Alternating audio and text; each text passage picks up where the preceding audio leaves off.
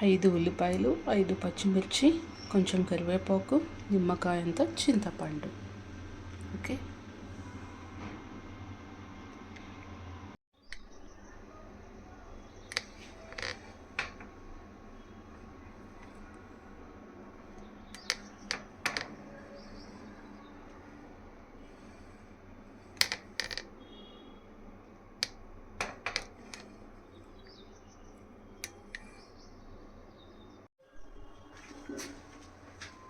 Hi friends, ఎలా ఉన్నారు?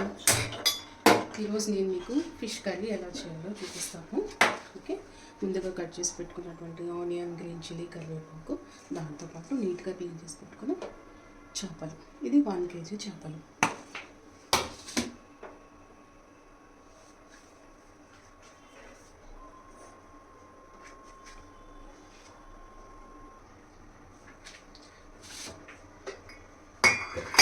కడాయి వేడెక్కింది. నేను 5 స్పూన్లు ఆయిల్ వేస్తున్నాను. చేపల కూర కాబట్టి ఆయిల్ ఎక్కువ ఉండాలి.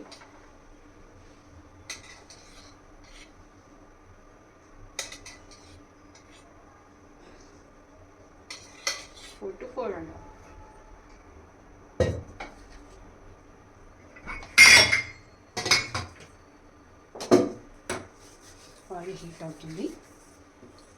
మా అమ్మ వాళ్ళైతే చిన్నప్పుడు ఏం చేసేవారు అంటే లైక్ ఉల్లిపాయలు, పచ్చిమిర్చి, చేపలు, ఉప్పు, కారం అన్నీ కలిపేసి గిన్నెలు వేసేసి పెట్టేసి నీళ్ళు పోసి మంట పెట్టేసేవారు.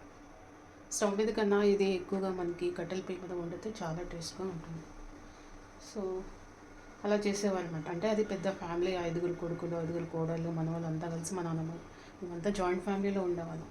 సో అప్పుడు ఏం చేసేవారంటే ఇట్లా మనకులాగా ఒక్కొక్కటి కూడా ఫ్రై చేసి ఉండేంత టైం ఉండేది కాదు, అంత తక్కువ క్వాంటిటీ కూడా కాదు అక్కడ. సో ఆ విధంగా వాళ్ళు అన్నీ అలా చేసేసారు. కానీ అది మాత్రం చాలా టేస్ట్ ఉండేది. ఓకే, ఆయిల్ హీట్ అయింది. I'm going to put this onions.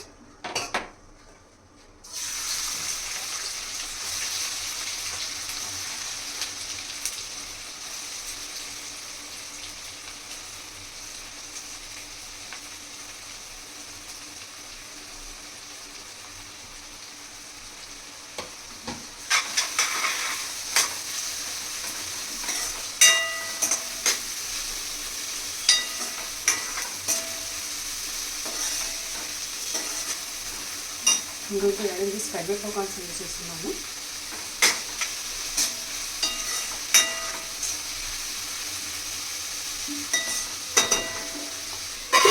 మొత్తం స్కిప్ చేద్దాం. పెట్టేసి ఇప్పుడు నేను గ్రీన్ చిల్లీ కూడా యాడ్ చేస్తున్నాను. ఓకే.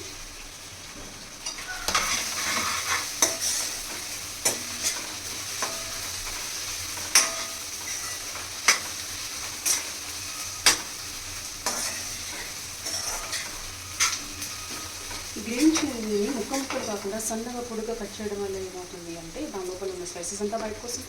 మనం తినేటప్పుడు ఈజీగా కూడా తీసివేయచ్చు.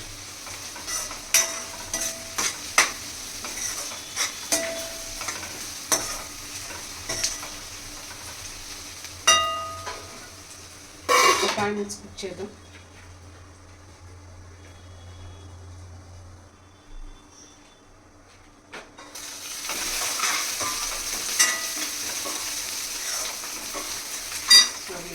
మంట పెట్టడం వల్ల కొంచెం మారడానికి త్వరగా వచ్చింది.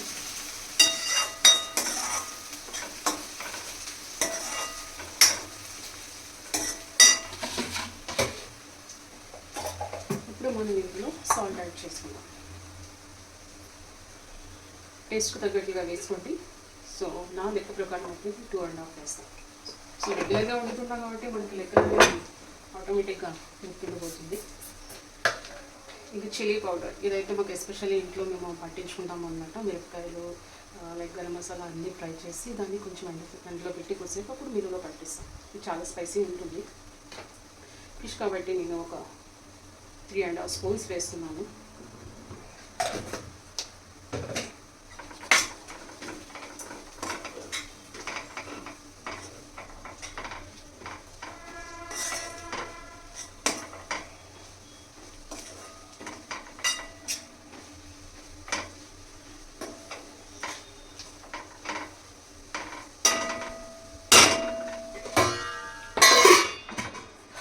ఒక 2 minutes.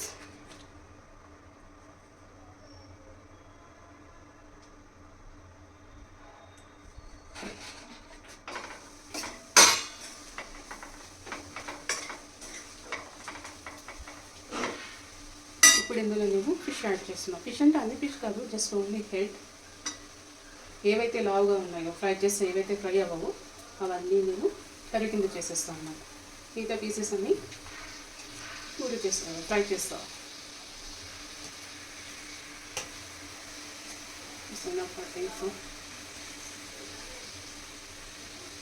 ఇంకొకటి కొంచెం లావుగా ఇవన్నింటిని ఒకసారి మనం కలుపుకుందాం.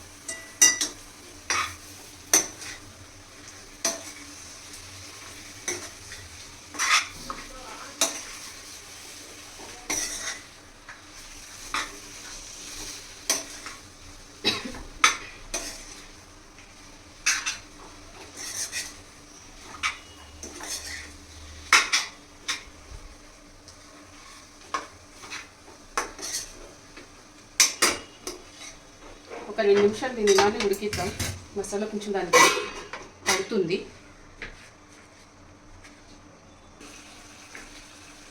కలుపుకుందాం.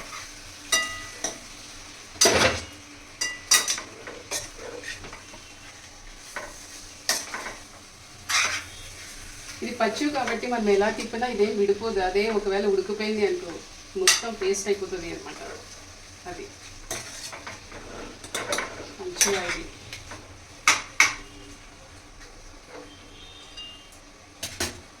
సో నేను ఆల్రెడీ చింతపండు నేను నానబెట్టాను కదా, దాని గుజ్జు తీసుకున్నాను. చింతపండు గుజ్జు వేస్తున్నాను.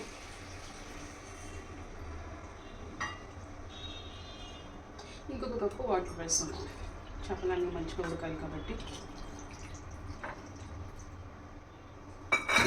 చూద్దామని మునిగాయో లేదు.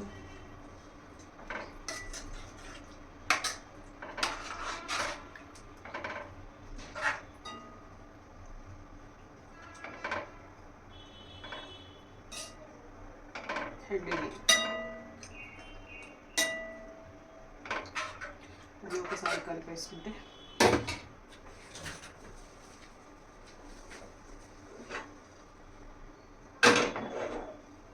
I'm going to put a little bit water more. Okay.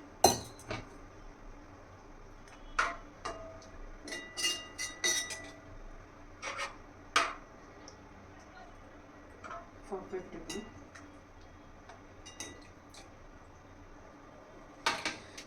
మూత పెట్టేసి ఒక 5 నిమిషాలు ఫుల్ ఫ్లేమ్లో ఉడకాక అప్పుడు కొంచెం తగ్గిద్దాం.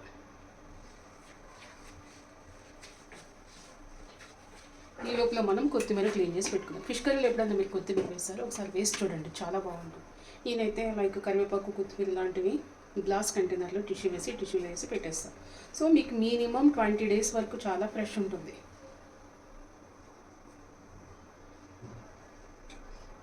సో ఒకవేళ మీరు ఎప్పుడు చేయకపోతే ఇప్పటి నుంచి చేయండి.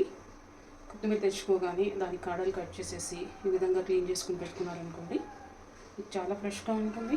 అట్లీస్ట్ 15 to 20 days మీకు ఫ్రెష్గా ఉంటుంది. మధ్య మధ్యలో ఒకసారి చెక్ చేస్తూ ఉండాలి. ఏమన్నా లైక్ కొన్ని ఎల్లో కలర్ వచ్చేస్తూ ఉంటాయి కదా, అవి తీసేస్తూ ఉండాలి. మోదంగా ఉంటుంది టేస్ట్. జీలకర్ర, ధనియాలు, గసగసాలు, దాల్చిన చెక్క, లవంగ, 2 ఇలాచీలు, కొంచెం వెల్లుల్లి, ఇవన్నీ కలిపి గ్రైండ్ చేయండి. మీకు మంచి మసాలా తయారవుతుంది.